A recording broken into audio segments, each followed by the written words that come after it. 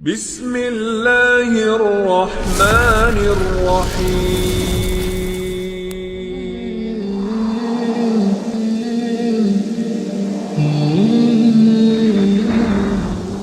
Ma'asyiral muslimat yang dimuliakan Allah Subhanahu wa taala. Sedikit saya bercerita tentang Al-Qur'anul Karim, bagaimana Al-Qur'anul Karim ini sampai kemudian sebuah mushaf yang kita kenal hari ini sebagai Mushaf Utsmani. Jadi Al-Quran itu di zaman Nabi Sallallahu Alaihi Wasallam kebanyakan dihafal di dada-dada para sahabat Nabi Sallallahu Alaihi Wasallam. Itu yang mayoritas. Walaupun ada orang-orang tertentu, sekitar kurang lebih 40 sahabat Nabi, dijadikan sebagai para pencatat Al-Quran.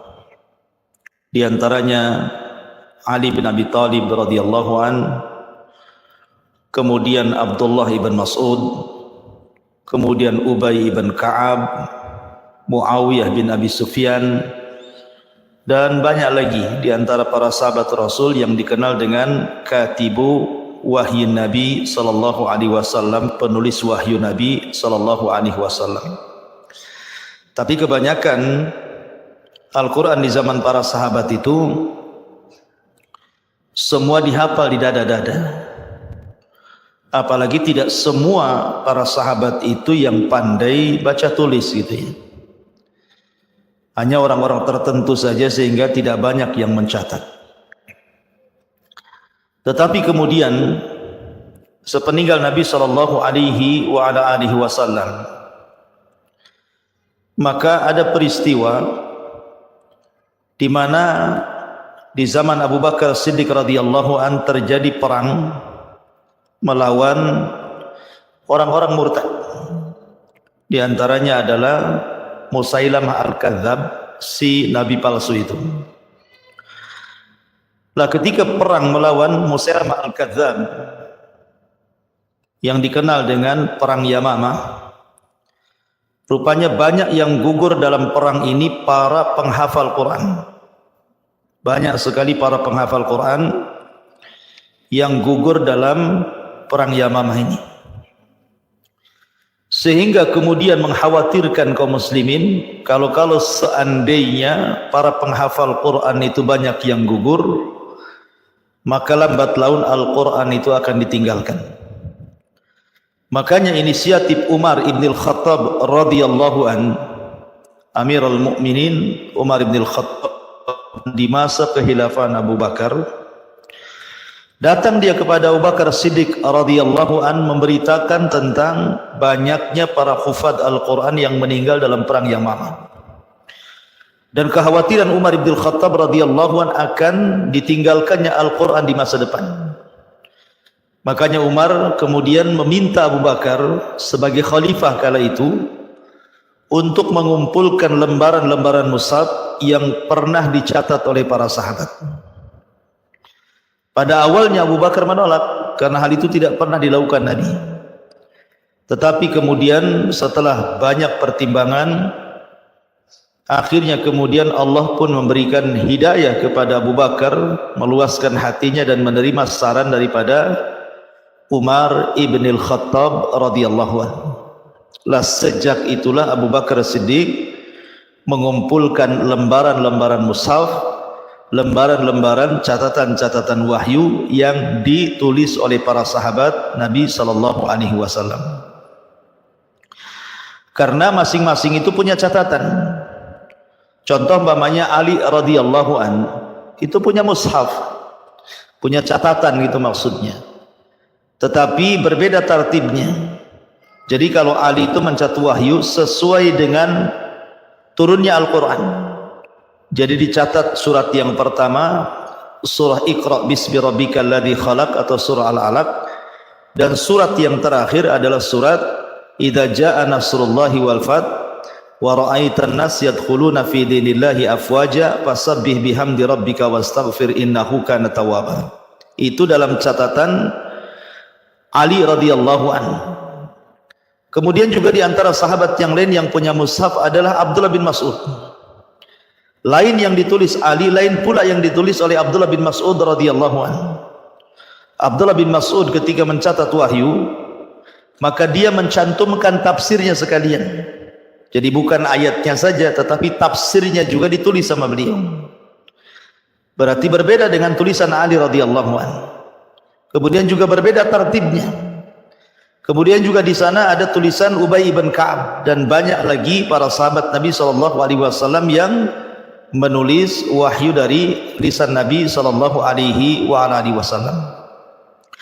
Lah, mushaf-mushaf yang di tangan para sahabat itu diminta oleh Abu Bakar, kemudian dikumpulkan menjadi satu, kemudian disimpan sampai masa kekhilafahan Abu Bakar Siddiq radhiyallahu anhu meninggal dunia.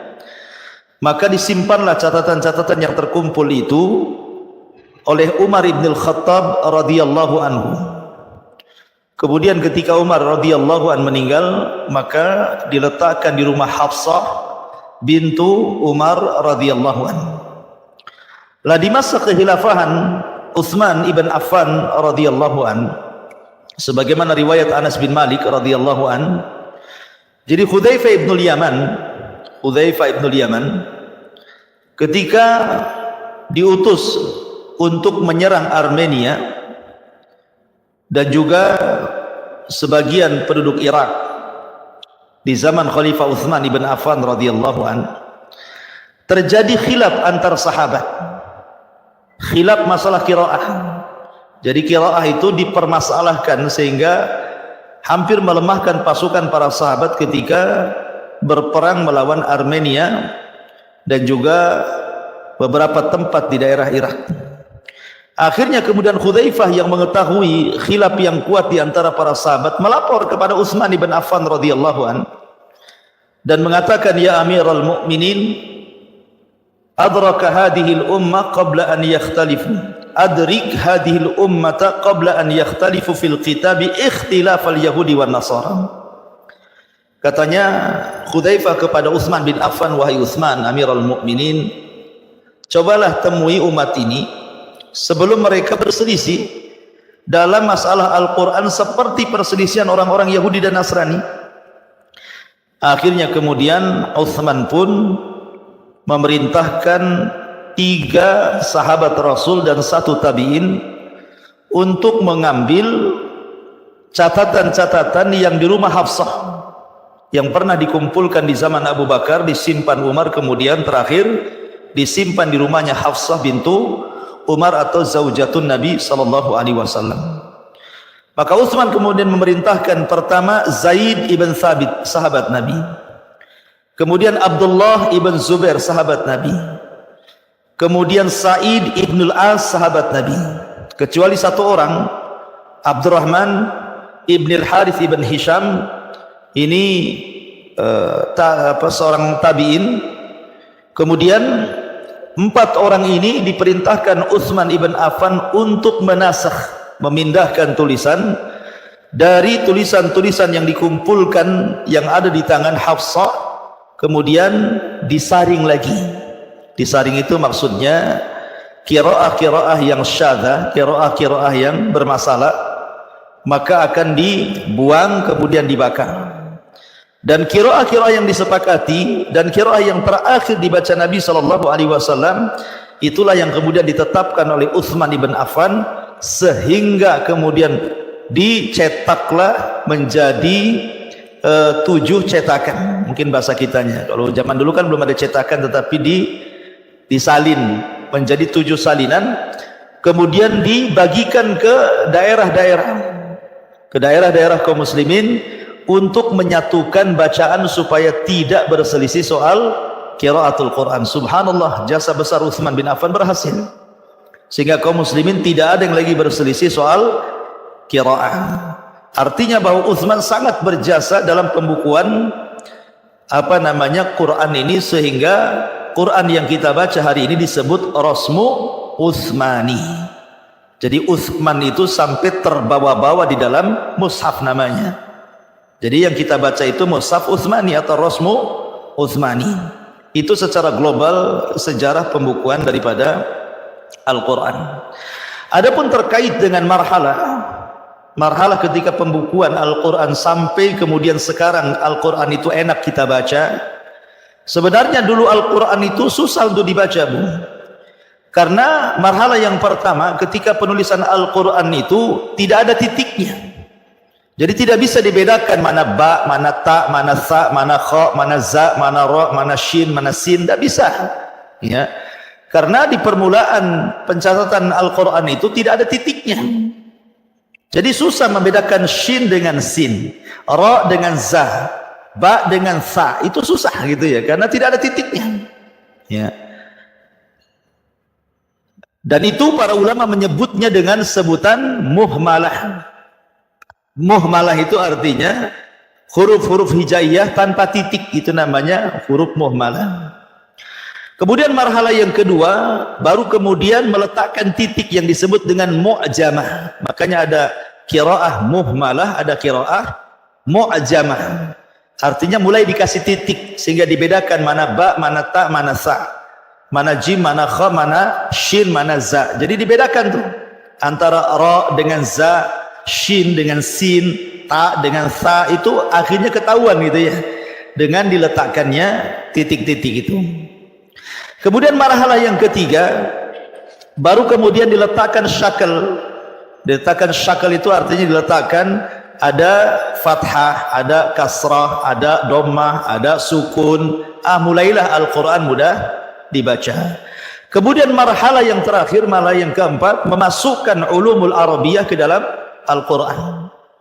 Jadi dimasukkanlah ilmu bahasa Arab ke dalam Al-Quran. Ilmu bahasa Arab itu ya terkandung padanya ilmu nahwu, ilmu saraf, ilmu nazam, ilmu badi', ilmu ma'ani, macam-macam pokoknya yang terkait dengan balaghah gitu ya. Ilmu bahasa Arab ini akhirnya dimasukkan ke dalam Al-Quran sehingga tahu ujung harokat yang dibaca, apakah dhammah, apakah fathah, apakah kasrah, apakah dia rafa, apa nasab, apa jar, apa sukun gitu, jazm, sehingga mulai teranglah sehingga mudah untuk dibaca. Dan yang memasukkan ilmu ulumul arabiyah ke dalam Al-Quran itu adalah yang mengasasnya Ali radhiyallahu anhu. Karena ada kisahnya begini. Jadi zaman Ali radhiyallahu anhu itu ada seseorang yang bernama Abul Aswad Ad-Du'ali. Siapa namanya? Abul Aswad Ad-Du'ali. Abul Aswad Ad-Du'ali ini suatu ketika pulang ke rumahnya, kemudian dia mendengar anaknya membaca Al-Quran salah baca gitu ya. Akhirnya terpikir, ini kalau anaknya saja salah padahal anaknya orang Arab, sementara di zaman Ali radhiyallahu anhu itu banyak orang-orang ajam, orang-orang asing yang bukan Arab masuk ke dalam Islam. Bagaimana pula dengan mereka? Akhirnya kemudian Abul Aswad Ad-Du'ali kepada Amirul Mukminin Ali bin Abi Thalib radhiyallahu an supaya menjelaskan memasukkan ulumul arabiyah ke dalam ulumul Quran. Akhirnya kemudian kata Abul Aswad Ad-Du'ali, ya Amirul Mukminin, sekarang Islam sudah berkembang, banyak orang-orang asing masuk dalam Islam, sementara mereka berbeda dengan kita, tidak paham bahasa Arab. Bagaimana kalau seandainya kita ganti harakat Al-Quran itu, bukan hanya diganti, maksudnya dijelaskan ujung-ujung harakatnya itu. Apakah dia fa'il, apakah dia maf'ul gitu ya, apakah dia mudhaf dan begitu seterusnya. Jadi akhirnya kemudian mulailah ditertibkan harakatnya dan dimasukkan ulumul Quran ke dalam Al-Quran sehingga sempurnalah ilmu rasmi namanya ya, ilmu tulisan, dengan dari awal tidak adanya titik, kemudian yang kedua adanya titik, kemudian yang ketiga adanya harakat, kemudian yang terakhir masuknya ulumul arabiyah ke dalam ulumul Quran. Lah di sana juga ada ulumul Quran itu yang berkaitan dengan qiraah. Ya, berkaitan dengan qiraah. Kalau itu kan dengan tulisan. Ya, yang tadi itu bicara tentang tulisan, bukan bicara tentang qiraah. Lah ada lagi dalam Quran itu namanya ilmu qiraah, beda dengan ilmu rasmi. Ya, ilmu qiraah sendiri gitu ya. Lah ilmu qiraah ini yang pertama kali meletakkannya adalah Jibril alaihi salatu wassalam. Jadi ketika Jibril mewahyukan kepada Nabi sallallahu alaihi wasallam Al-Quran itu, maka Jibril menggunakan qiraatus sab'ah, qiraah yang 6 gitu ya, qiraah yang 6. Kenapa demikian? Karena orang Arab itu bukan satu, orang Arab itu banyak, Bu. Maksudnya banyak kabilah-kabilah, banyak suku-suku. Samalah kita di Indonesia ini kan, bahasa orang Batak beda dengan bahasa orang Padang, bahasa orang Padang beda dengan orang Jawa beda dengan orang Sunda, Sunda beda dengan Madura, Madura beda dengan apa namanya Alor apa gitu ya. Jadi banyak perbedaan. Jadi di Arab juga bukan satu kabilah, berkabilah-kabilah, sehingga lahjahnya berbeda-beda satu dengan yang lainnya. Makanya kemudian Jibril mengajarkan kepada Nabi sallallahu alaihi wasallam sab'ata ahruf, 7 ahruf, maksudnya 7 lahjah menurut lahjah Arab. Dan ini pernah ada sebuah peristiwa. Jadi Umar bin Khattab radhiyallahu an mendengar Hisham, salah seorang sahabat Rasul, membaca Al-Quran. Menurut pandangan Umar itu salah. Alasannya karena yang didengar dari Rasul tidak seperti itu bacaannya gitu ya. Akhirnya kemudian Umar pun membawa Hisham ke hadapan Nabi sallallahu alaihi wasallam. Kemudian kata Nabi SAW, wahai Hisham, bacalah Al-Quran. Maka Hisham pun kemudian membaca Al-Quran. Kemudian Rasul mengatakan, begitulah Al-Quran yang diajarkan Jibril kepadaku. Kemudian Rasul mengatakan kepada Umar, kau Umar, baca sekarang. Maka Umar pun membaca Quran yang berbeda tentunya lahjahnya dengan lahjahnya Hisham. Tetapi Rasul mengatakan, begitu juga engkau wahai Umar, bacaan lahjahmu sama seperti lahjah yang diajarkan Jibril kepadaku. Makanya Nabi SAW mengatakan bahwa aku telah menerima Al-Quran itu dalam sab'atu ahruf, 8 lahjah, 7 lahjah ya, 7 qiraah itu bahasa kitanya. Tapi kemudian berkembang ya, dari qiraatus sab'ah menjadi qiraatu asyarah gitu ya, namanya qiraah banyak akhirnya karena berkembangnya ilmu pengetahuan, sehingga berkembang pula ilmu qiraahnya. Jadi yang berkaitan dengan Al-Quran itu ada 2 ilmu yang disisipkan ke dalamnya. Pertama ilmu rasmi, yang kedua ilmu qiraah. Makanya kan qiraah macam-macam Bu ya, ada qiraah qaulun, ada qiraah apalagi itu, macam-macam qiraah ya. Karena bagaimanapun di zaman dulu sendiri berbeda-beda cara pengucapannya antar satu daerah ke daerah yang lainnya. Contoh umpamanya orang-orang Basrah, mereka mengambil qiraahnya Abi Amr dan juga Ya'qub. Kemudian orang-orang Kufah, mereka mengambil qiraahnya Hamzah dan juga Asim. Kemudian orang-orang Syam, mereka mengambil qiraahnya Ibnu Amir. Kemudian orang-orang Mekah, mereka mengambil qiraahnya Ibnu Katsir rahimahullahu taala. Dan orang-orang Madinah lebih kepada mengambil qiraahnya Nafi' dari Abdullah ibn Umar dari Nabi sallallahu alaihi wasallam. Kemudian ada yang menggeser Ya'qub dengan qiraah Al-Kisai, dan begitu seterusnya. Pokoknya banyaklah ulumul Quran ini kalau kita pelajari. Intinya bahwa Al-Quran itu ada 2 ilmu yang terkait dengannya. Pertama ilmu rasmi, ilmu tulisan ya, yang kedua ilmu qiraah, ilmu qiraah, bagaimana cara membaca lahjah di dalam Al-Quran. Sehingga ibu jangan heran kalau seandainya ada orang yang membaca kok aneh, wadduha dibaca wadduhe umpamanya kan, ya itu ada qiraahnya kan, dan itu tidak disalahkan. Yang menyalahkan itu karena tidak paham ilmu qiraah, sehingga seolah-olah itu salah gitu ya, padahal dia yang jahil ya. Taib, itu diantara sekilas pandang soal pembukuan Al-Quran dan ilmu Al-Quran yang terkait dengan Al-Quran itu sebagai faedah saja. Kita masuk pada bab tentang beriman kepada Al-Quran Al-Karim. Ma'asyiral muslimat yang dimuliakan Allah Subhanahu wa taala. Di sini mu'alif rahimahullahu taala mengatakan seorang muslim beriman bahwa kitab suci Al-Quran adalah kitab suci dari Allah yang telah diturunkan kepada manusia terbaik, Rasul pilihannya, Nabi yang mulia, yaitu Nabi kita Nabi Muhammad sallallahu alaihi wasallam, sebagaimana Allah telah menurunkan kitab-kitab sucinya kepada Rasul-Rasul sebelumnya. Artinya bahwa Al-Quran itu bukan satu-satunya kitab yang diturunkan Allah. Sebelumnya sudah ada kitab-kitab yang diturunkan Allah. Di sana ada Taurat diturunkan kepada Nabi Musa. Di sana ada Zabur diturunkan kepada Nabi Dawud. Di sana ada Injil diturunkan kepada Nabi Isa bin Maryam.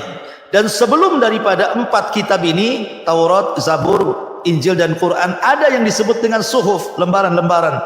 Tidak disebut namanya, cuman suhuf. Ya, kononnya 100 suhuf yang diturunkan oleh Allah Azza wa Jal, 50 suhuf kepada Nabi Syith, 30 suhuf kepada Idris, 10 suhuf kepada Nabi Ibrahim alaihi salatu wassalam, dan 10 suhuf kepada Nabi Musa. Ada yang mengatakan suhuf Musa itu maksudnya Taurat, tapi ada juga yang mengatakan suhuf sendiri, Taurat sendiri. Wallahu alam.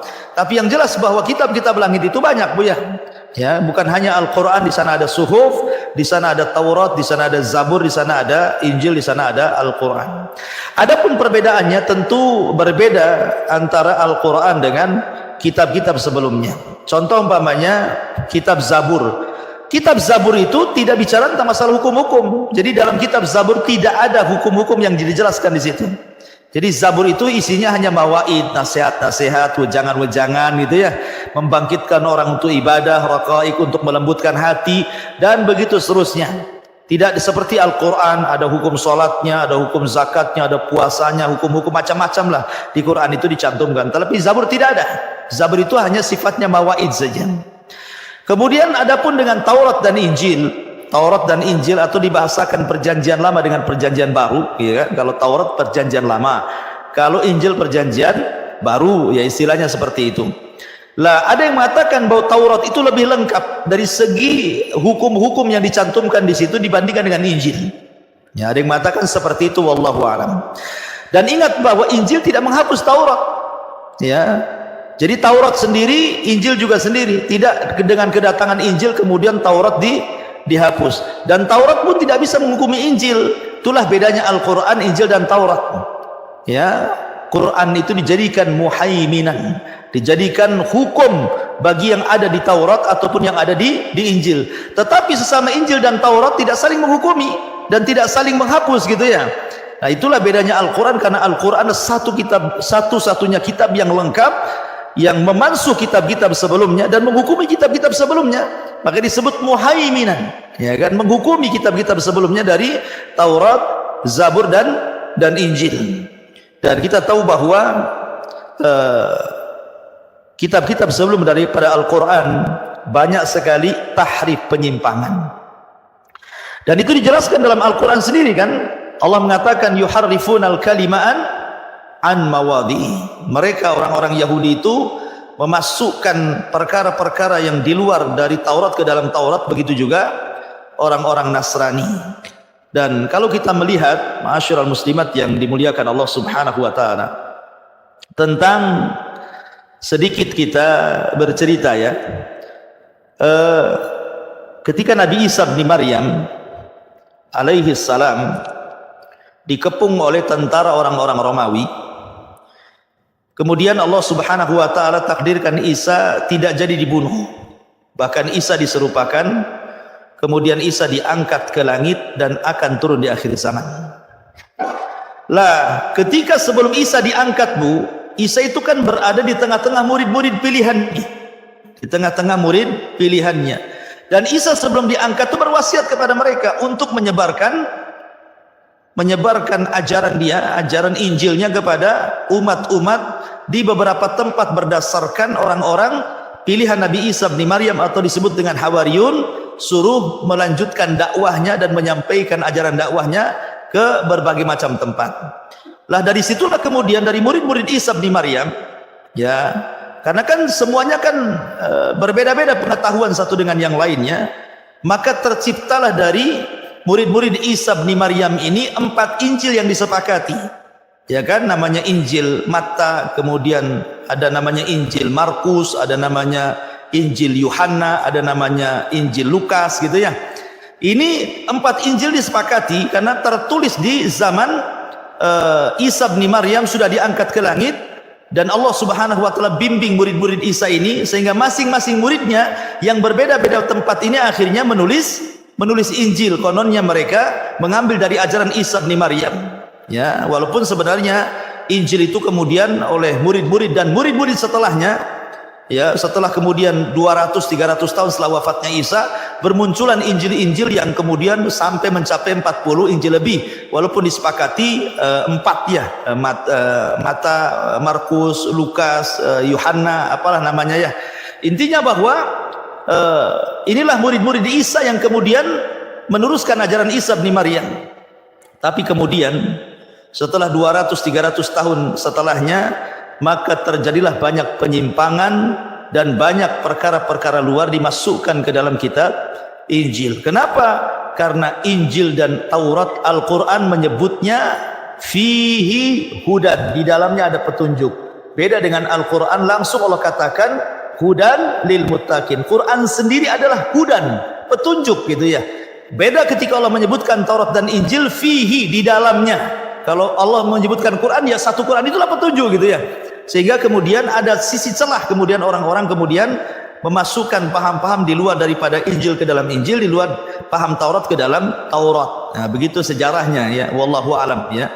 Intinya bahwa Allah Subhanahu wa taala menjamin keotentikan Al-Qur'an tidak sebagaimana jaminan keotentikan kitab-kitab sebelumnya, apalagi kalau seandainya cerita Taurat.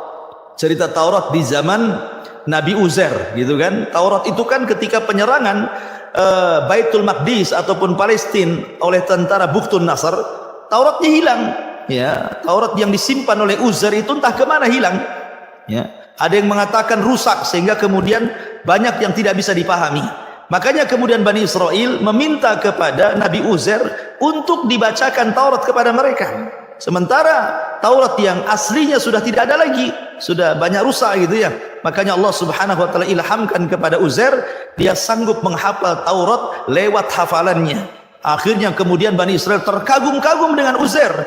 Akhirnya belakangan pun mereka menuhankan Uzair, sehingga Allah sebutkan dalam surah At-Taubah, wa qalatil yahud Uzair ibnullah, dan berkata orang-orang Yahudi Uzair itu anak Allah, karena mampu menghafal Taurat yang Musa sendiri tidak sanggup menghafalnya. Dari sini maka hulunya orang-orang Yahudi kepada Uzair. Lain pula kemudian orang-orang Nasrani.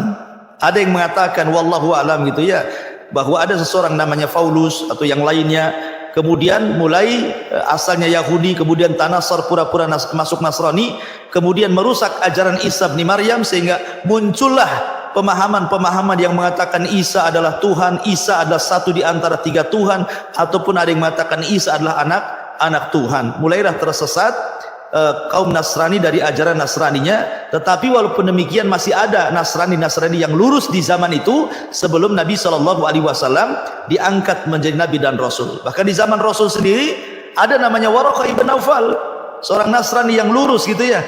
Ketika kemudian dihabarkan kepada Waraqah bagaimana Nabi SAW berjumpa dengan Jibril, maka Waraqah langsung membenarkan, ya, karena kelahiran Nabi SAW dan kemunculan Nabi SAW sudah tertera dalam Taurat dan Injil, dan itu ditunggu-tunggu oleh orang-orang Yahudi yang ada di kota Madinah. Bayangkan orang-orang Yahudi yang ada di kota Madinah. Dulu Madinah nggak ada orang Yahudi. Lalu dari mana datangnya Yahudi? Ada yang mengatakan ketika Bukhtun Nasr menyerang Palestina, maka banyak kemudian orang-orang Yahudi yang pergi minta suaka, kemudian sampai di Yathrib atau disebut dengan Madinah. Ada juga yang mengatakan ketika terjadi perang Persia dan Romawi, kemudian kekalahan orang-orang Yahudi, akhirnya mereka pun meminta suaka dan sampailah ke Yathrib atau Madinah. Kenapa Yathrib yang dituju? Kenapa nggak tempat lain gitu kan? Secara ekonomi kan Yathrib tidak bagus gitu. Lain dengan Yaman, lain dengan Syam. Rupanya karena mereka sudah membaca dalam kitab-kitab mereka bahwa di tempat itulah tempat hijrah Nabi, dan akan lahir seorang Nabi yang mereka sangka Nabi itu dari Bani Israel. Sudah ratusan tahun mereka menunggu Nabi-Nabi itu. Rupanya Nabi itu datang bukan dari Bani Israel, tapi dari Bani Ismail. Maksudnya orang Arab. Dari situlah hasadnya orang-orang Yahudi ke dalam Islam. Intinya bahwa keautentikan Al-Quran tidak diragukan lagi.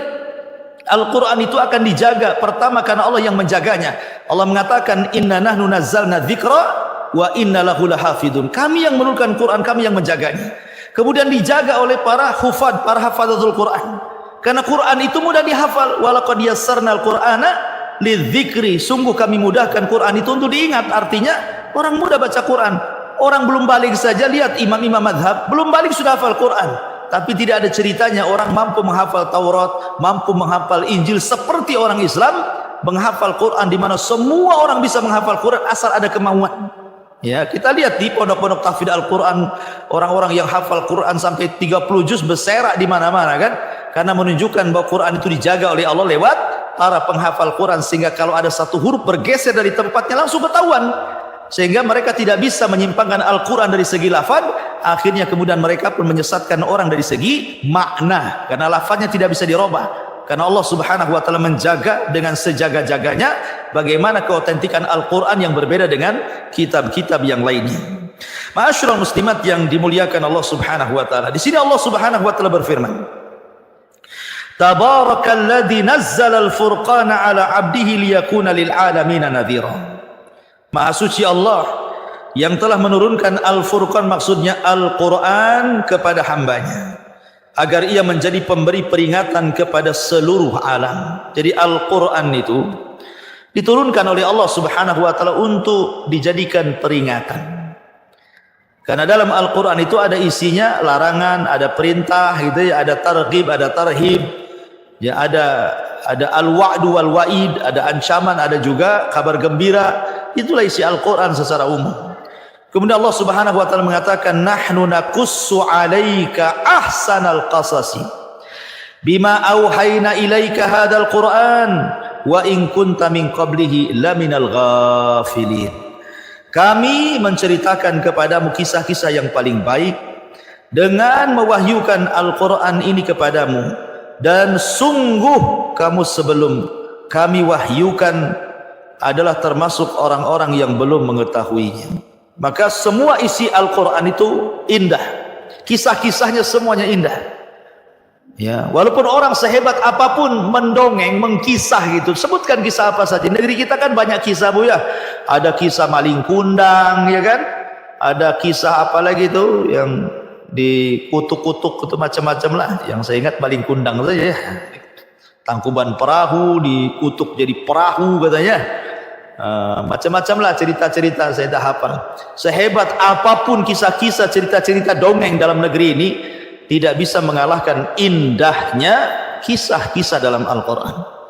Karena kisah-kisah dalam Al-Quran itu Allah yang menceritakan, sehingga syarat pelajaran dan syarat ibrah dan juga pelajaran, faedah-faedah yang luar biasa yang kita bisa praktekkan dalam kehidupan kita gitu ya. Karena Al-Quran itu dijadikan undang-undang untuk diamalkan untuk kehidupan kedamaian kehidupan kita di dunia dan di akhirat ya.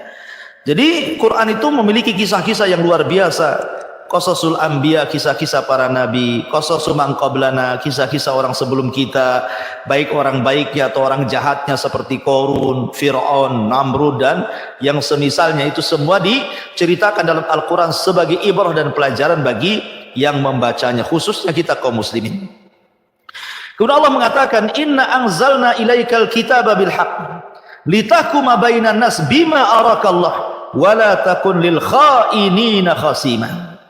Sesungguhnya kami telah menurunkan kitab kepada, maksudnya Al-Quran, dengan membawa kebenaran supaya kamu mengadili antara manusia dengan apa yang telah Allah wahyukan kepadamu, dan janganlah kamu menjadi penentang orang-orang yang tidak bersalah karena membela orang-orang yang khianat. Artinya begini bu, Quran itu solusi.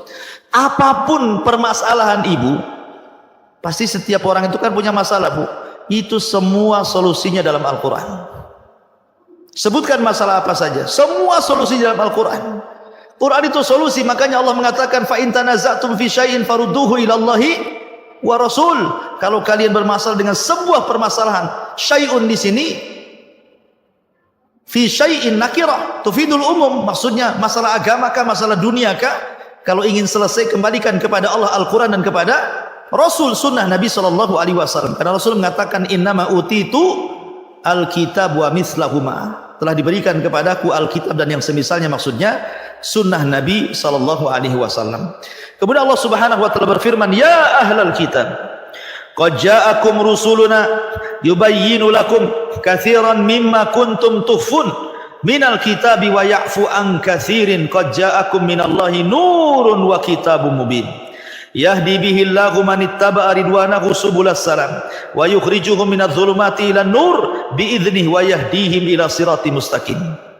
Hei ahli kitab, maksudnya Yahudi dan Nasrani, sesungguhnya telah datang kepadamu Rasul kami, maksudnya Rasulullah, menjelaskan kepadamu banyak dari isi Al-Quran yang kamu sembunyikan, isi Alkitab yang kamu sembunyikan, dan banyak pula yang dibiarkannya. Sesungguhnya telah datang kepadamu cahaya dari Allah dan kitab yang menerangkan. Dengan kitab itulah Allah menunjuki orang-orang yang mengikuti keridhaannya ke jalan keselamatan, dan dengan kitab itu pula Allah mengeluarkan orang-orang itu dari gelap gulita kepada cahaya yang terang benderang dengan izinnya, dan menunjuki mereka ke jalan yang lurus. Itulah bedanya Quran dengan umat-umat sebelumnya, karena Quran itu lengkap, Bu. Bahasa saya itu dari 104 kitab ini, suhuf, itu tercantum di dalam ayat yang sering ibu dengar, inna hadza lafi suhufil ula suhufi Ibrahim wa Musa. Sesungguhnya Al-Quran ini terkandung suhuf, baik suhuf Ibrahim, suhuf yang awal-awal ataupun suhuf Ibrahim dan suhuf Nabi Musa. Maksudnya begini, Bu, Allah turunkan kitab langit itu 104. Dari 104 itu Allah gabungkan dalam satu kitab namanya Taurat. Kemudian dari 100 kitab dan Taurat itu Allah Subhanahu wa taala gabungkan dalam kitab namanya Injil. Kemudian dari Injil itu yang tergabung padanya Taurat, kemudian suhuf-suhuf termasuk juga Zabur di dalamnya, maka Allah Subhanahu wa taala gabungkan dalam satu kitab yang disebut dengan Al-Quran. Jadi Al-Quran itu mencakup semua kitab-kitab langit. Bahkan ada surat yang ada dalam Quran tidak ada dalam kitab-kitab langit, seperti surah Al-Fatihah atau awakhir surah Al-Baqarah, itu tidak ada dalam kitab Taurat, Injil, Zabur, karena itu khususnya bagi umat Islam yang dicantumkan dalam Al-Quranul Karim. Ya, jadi Quran itu kalimat yang lengkap sekali. Jadi rugi kalau orang mengaku Islam, berkitabkan Al-Quran, kemudian tidak paham pula dengan Qurannya, ya. Kemudian juga Allah Subhanahu wa taala mengatakan, "Famanittaba hudaya fala yadillu wa la yasqa, wa man a'rada an dzikri fa inna lahu ma'isyatan dhanka wa nahsyuruhu yaumal qiyamati a'ma." Barang siapa yang mengikuti petunjukku, niscaya ia tidak akan sesat dan tidak akan celaka. Dan barang siapa yang berpaling dari peringatanku, maka sesungguhnya baginya penghidupan yang sempit, dan kami akan mengumpulkan pada hari kiamat dalam keadaan buta. Dari sini menunjukkan bahwa Al-Quran itu adalah petunjuk. Quran itu hidayah, hidayah yang datang dari Allah Azza wa Jalla. Makanya ketika Allah Subhanahu wa taala turunkan Adam dan Hawa, qulna ihbitu minha jami'ah, turun kalian semua, ya Adam, wahai Hawa, iblis, dari sorga ini ke bumi. Fa imma ya'tiyannakum minni hudan fala khaufun 'alaihim wa lahum yahzanun. Kalau sampai petunjukku ke bumi dan dia mengikuti petunjukku, maksudnya apa petunjuk di sini? Yang siapa yang mengikuti fala khaufun, tidak akan takut, wa lahum yahzanun, dan tidak akan sedih hati. Kata para ulama, yang dimaksud petunjuk yang Allah turunkan ke bumi ketika menurunkan Adam, Hawa dan iblis, artinya Allah akan mengutus para utusan dari kalangan para nabi dan rasul, dan kitab-kitab yang turun dari langit atau disebut dengan kutubus samawat. Allah utus para nabi, diturunkan padanya suhuf seperti Syith, Idris, Ibrahim, kemudian Musa. Itulah petunjuk. Kemudian Allah turunkan Taurat dan juga Nabi Musa sebagai utusannya. Itulah petunjuk. Siapa yang ikut Nabi Musa dan Taurat di zamannya, selamat dia. Kemudian Musa meninggal, datang Zabur dengan Daud yang ditunjuk oleh Allah untuk memegang Zabur. Siapa yang ikuti Zabur dan Daud, maka itulah petunjuk di zamannya, sampai kepada Isa dan Injilnya. Siapapun yang mengikuti Isa dan Injilnya di zamannya, maka selamat. Maka era mereka sudah lewat, masuklah era kenabian Rasul kita Muhammad SAW dengan Al-Quran yang di tangannya. Maka siapapun yang mengikuti Al-Quran dan juga sunnah Nabi SAW, maka dia akan mendapatkan petunjuk dari Allah. Taraktu fikum amraini lan tadillu ma tamassaktum bihima kitaballah wa sunnati. Ku tinggalkan kepada kalian dua perkara, siapa yang mengikutinya tidak sesat kalian selamanya, Al-Quran dan juga sunnah Nabi SAW.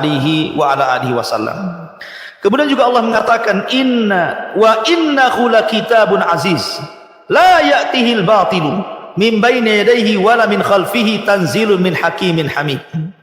Sungguhnya Al-Quran itu adalah kitab yang mulia, yang tidak datang kepadanya kebatilan, baik dari depan maupun dari belakang, yang diturunkan dari Rabb yang maha bijaksana lagi maha terpuji. Artinya bahwa Al-Quran yang kita baca setiap hari, yang kita dengarkan ketika menjadi menjadi makmum dalam solat, atau yang dibaca imam, tidak ada satupun ayatnya mengajarkan kebatilan.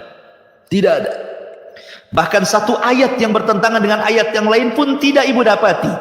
Karena Allah mengatakan walau kana min indi ghairillahi lawajadu fi ikhtilafan katsira. Kalau Quran itu bukan datang dari Allah tapi datang dari selain Allah, kau akan dapati banyak kontradiktif di dalamnya, perselisihan dalamnya. Masa ayat satu bertentangan dengan ayat yang lain?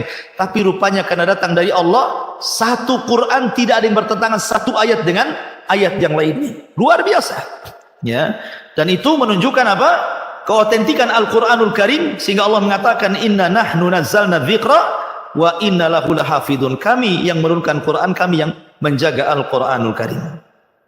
Ma'asyiral muslimat yang dimuliakan Allah Azza wa Jalla. Kemudian dalam kitab ini mu'alif rahimahullahu ta'ala mencantumkan beberapa hadis Nabi SAW.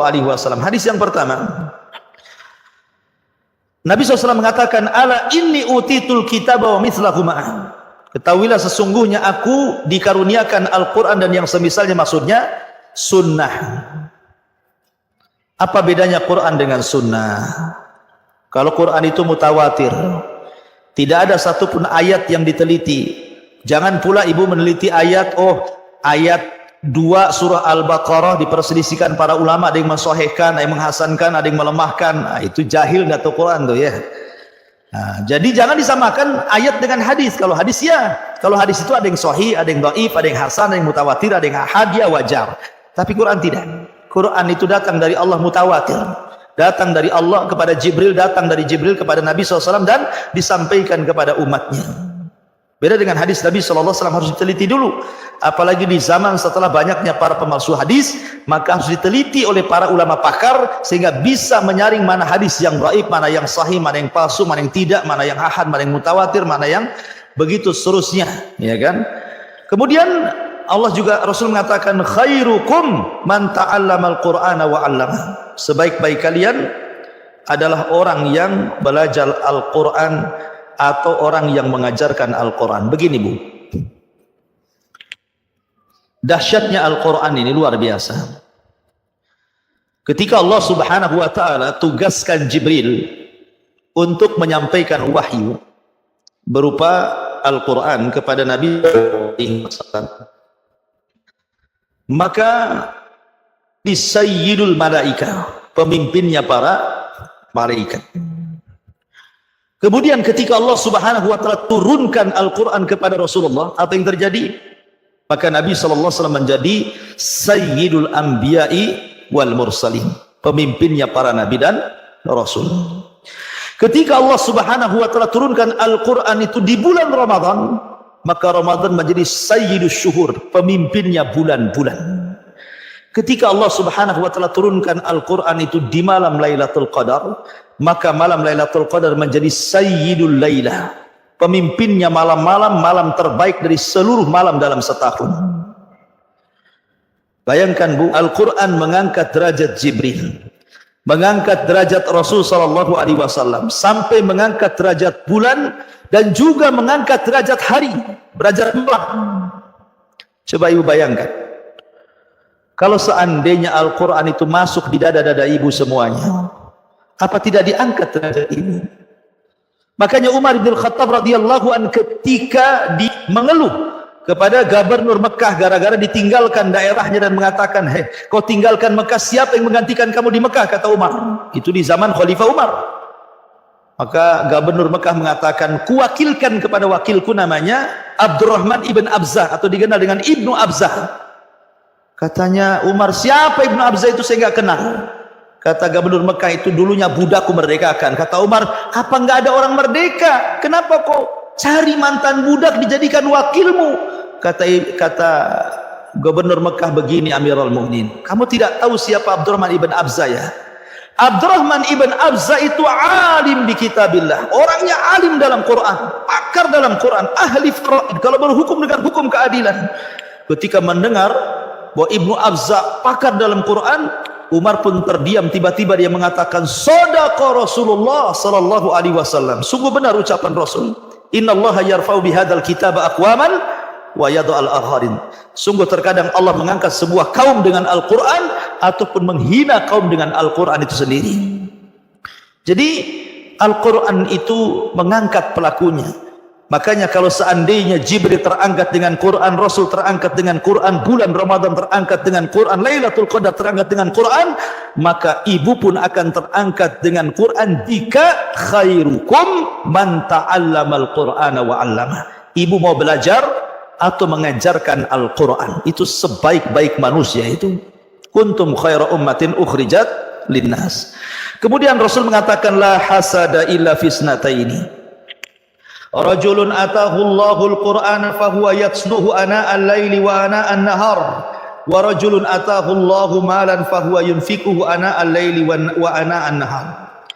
Tidak ada hasad, iri yang dibenarkan kecuali dalam dua perkara, yaitu seseorang yang dikaruniai Al-Quran lalu membacanya di waktu malam dan siang, dan seseorang yang dikaruniai harta kemudian dia infakkan hartanya di waktu siang dan juga malam. Jadi hasad itu boleh, tapi pada perkara yang dua ini saja. Tapi ini sebenarnya ulama tidak menyebutnya hasad, tetapi ghibtah namanya ya. Jadi kalau ibu punya kawan kok cerdas, kawan itu di samping ibu tuh kawannya cerdas, hukum apa saja bisa jawab, bisa fikih, bisa tauhid, bisa apa saja dia bisa jawab kan. Kemudian ibu iri, ya Allah saya ingin seperti dia. Itu bukan hasad ghibtah, hasad yang dipuji karena ibu berlomba-lomba dalam kebaikan. Beda kalau ibu begini, kapanlah itu yang pandai itu kejeduk kepalanya gitu ya. Kenapa? Biar error isi kepalanya, biar dia paling bodoh di sini. Nah, itu sudah hasad Bu ya. Niat supaya kejeduk kepala kan, supaya error otaknya kemudian hafalannya hilang. Jadi ibu orang paling pandai, itu hasad namanya. Ya, hasad itu seperti itu. Dia tidak bisa memperbaiki dirinya, tetapi dia mencela orang lain. Karena begini Bu, terkadang kalau orang itu iri sama orang, hakikatnya orang itu tidak punya keutamaan yang dimiliki orang lain. Jadi ibu tenang saja, kalau ada orang yang hasad sama ibu itu, hakikatnya dia tidak punya yang ibu punya. Ya, dia tidak punya yang ibu punya. Kan banyak orang tukang kritik-kritik gitu Bu ya. Nah, karena hasad ngeritiknya. Oh ini harusnya begini, harusnya begitu, pendidikan itu harus begini, sekolah itu harus begini, begitu, macam-macam gitu. Ini nggak beres. Giliran dia yang megang belum tentu bisa juga Bu ya. Artinya apa? Terkadang orang hasad itu karena tidak punya kelebihan pada orang lain sehingga dia hasad. Ya. Harusnya bersyukur. Orang yang ghibtah itu orang yang bersyukur, bergembira ketika tetangganya, ketika kawannya bahagia. Ya. Jadi kalau ibu tengok tetangga nih baru beli mobil, ikut senang Bu. Ya. Tengok tetangga bangun rumah, ikut senang gitu ya. Tengok rumahnya lantainya sudah 2-3, ikut senang. Begitu harusnya. Ya mudah-mudahan nanti kalau sudah renggang-renggang dia ngajak saya jalan ke Barelang gitu ya. Daripada bayar kan enak yang gratis gitu ya. Jadi ada harapan-harapan, bukan kemudian tensinya makin naik gitu ya kan. Beli mobil satu naik lagi darahnya kan, tingkat naik lagi darahnya. Akhirnya ketika kemudian nikmat sempurna pada tetangganya, ibu yang tidak sempurna otaknya. Ya kan, error kan gitu. Tengoknya kawannya kok makin, kok saya makin terjun gitu ya. Makanya kenapa di sini tidak boleh hasad kecuali kepada dua orang, kepada orang yang ya memang dia pakar Quran, kapan ya seperti dia, atau orang yang dermawan kaya, aku pun kalau punya uang inginlah kayak dia. Itu namanya ghibtah berpahala Bu, ya kan. Kemudian juga hadis Nabi SAW mengatakan, ma minal anbiya nabiyyun illa wa qad u'tiya minal ayati ma mithluhu amana alaihi bashar wa inna ma kana alladhi utituhu wahyan auhallahu ilayya farju an akuna aktsarahum tabi'an yaumal qiyamah. Tiada seseorang nabi pun melainkan telah diberi ayat-ayat mukjizat yang semisal dengan mukjizat nabi sebelumnya, yang dengannya manusia akan beriman. Dan sesungguhnya yang dikaruniakan kepadaku itu berupa wahyu yang diwahyukan Allah kepadaku, maka aku berharap menjadi nabi yang terbanyak pengikutnya pada hari kiamat. Ingat bahwa mukjizat Al-Quran itu mukjizat yang paling agung di antara mukjizat para nabi yang Allah anugerahkan kepada para nabi sebelum Nabi SAW, karena mukjizat itu berakhir dengan wafatnya para nabi, tapi Al-Quran tidak berakhir dengan wafatnya Nabi SAW. Dan yang terakhir kata mu'alif, lau kana Musa au Isa hayyan ma wasi'ahu illa ittiba'ani. Kalau sekiranya Nabi Musa atau Isa masih hidup, niscaya tidak ada pilihan lagi kecuali harus mengikutiku. Dari sini bahwa setelah Al-Quran diturunkan, kemudian Nabi ditutup dengan kenabian, Rasul kita Muhammad SAW la nabiyya ba'di, tidak ada Nabi sepeninggalku, maka siapapun Yahudinya, siapapun Nasraninya yang mendengar kedatangan Rasul SAW dan Quran yang diturunkannya kemudian tidak beriman, maka dipastikan dia menjadi penduduk jahannam. Wallahu a'lam. Yang ini berdasarkan riwayat hadis Nabi SAW.